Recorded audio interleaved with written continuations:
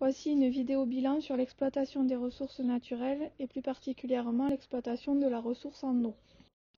Comme vous pouvez le voir sur le graphique présenté dans cette diapositive, on note une augmentation de la population mondiale.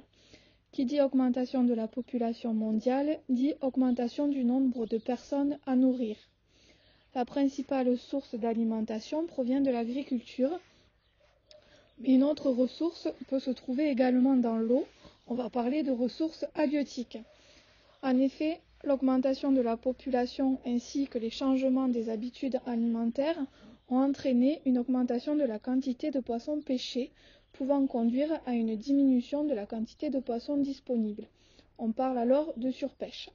C'est le cas qui vous était présenté avec l'exemple du thon rouge. Une prise de conscience de l'homme a permis de mettre en place différentes règles, comme l'instauration de quotas ou encore interdire la pêche des thons de moins de 30 kg afin d'assurer leur reproduction. Ces différentes mesures vont permettre d'assurer les besoins en poissons de l'homme tout en préservant la survie de l'espèce. Comme vous pouvez le voir sur le deuxième graphique qui vous est présenté, l'instauration de ces mesures a permis une augmentation du nombre de thons pêchés et donc une augmentation du nombre de thons disponibles. L'eau douce est une ressource inégalement répartie dans le monde, c'est ce que vous pouvez voir sur cette carte.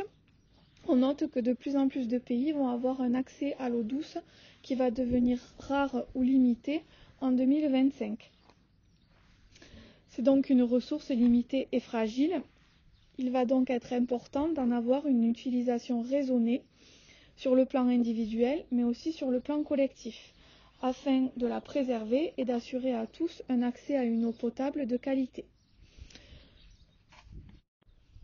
Afin de répondre à ses besoins en eau pour irriguer les cultures, par exemple, l'homme peut avoir des conséquences sur l'environnement.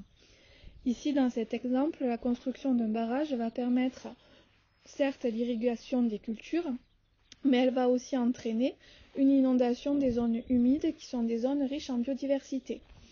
Ainsi, avant de prévoir la construction de ces infrastructures, l'homme doit aussi prévoir les conséquences possibles sur l'environnement et sur les écosystèmes, afin de les préserver.